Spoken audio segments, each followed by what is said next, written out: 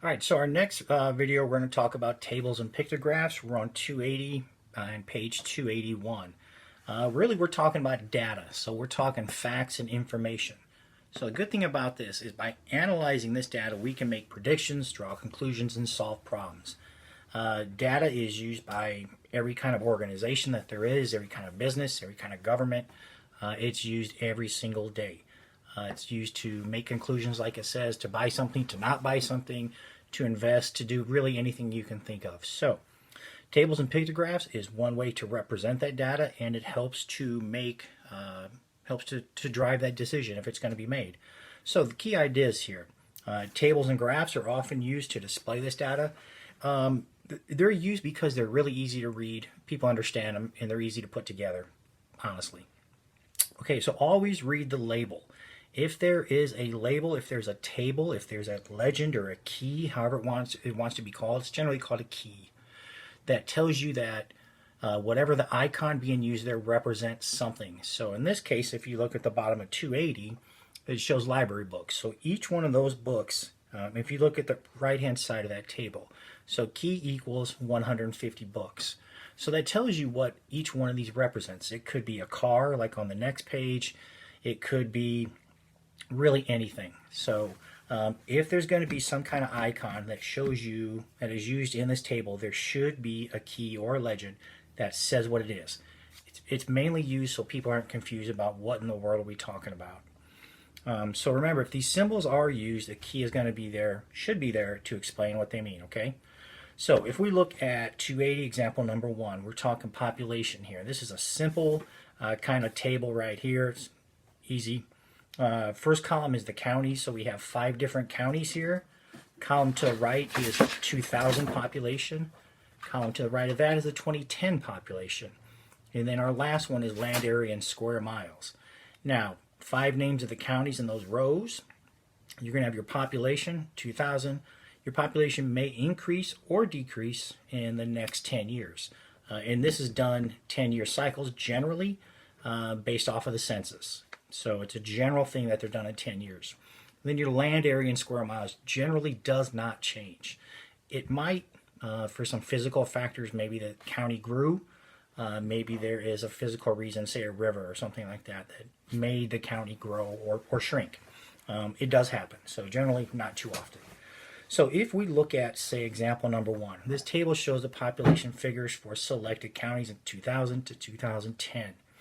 So in the land area, it wants to know which county showed the greatest percent of increase in population from 2000 to 2010. All right, so the first one, we're going to read our labels. So our counties, our populations, that kind of thing. Number 2, we're going to analyze the data.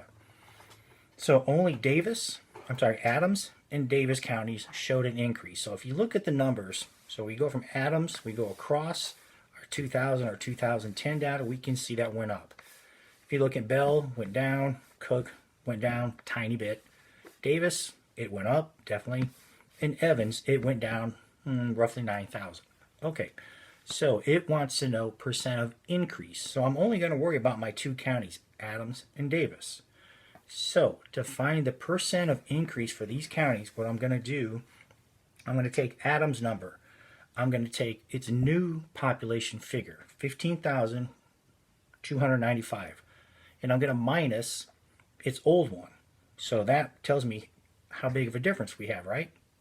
Numbers-wise, it does. So what I'm going to do is 15,295 minus 11,128 over the original 11,128. So that gives me 0.374. So you're going to see a symbol in there that looks something like this. Okay, now that symbol, it looks like a tilde, but it also, what that means, it's a math symbol that means approximately. So it doesn't have to be exactly on, it is approximately this much. So in this case, 0.374 is our answer. But we need a percent because we're talking percent of increase for the county population. So this comes out, remember, move our decimal 2 to the right. So that becomes 37%. Technically 37.4, but approximately, because it has our symbol, let's go with 37%, okay? So that's Adams County. We're going to do the same thing for Davis County. We're going to take Davis County's new population. We're going to minus, so we're going to have it here, the 90,000 minus the 82,000. Directly underneath that, with our little line, 82,204, the original 2000 population. And I'm going to minus and divide. That's going to give me 0.105%. So again, I got to make that into a percent. Move my decimal 2 to the right. That gives me a 10% increase. So Adams has an increase of 37%. Davis has an increase of 10%. Now, granted, the numbers are different, much smaller.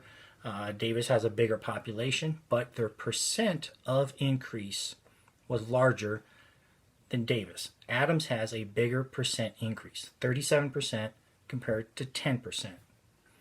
Okay, now let's look at, say, 281, question number 1.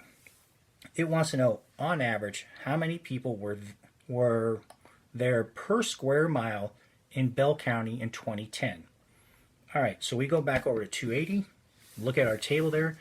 Bell County has, per square mile, 2,523 is our square miles. So it wants to know 2010.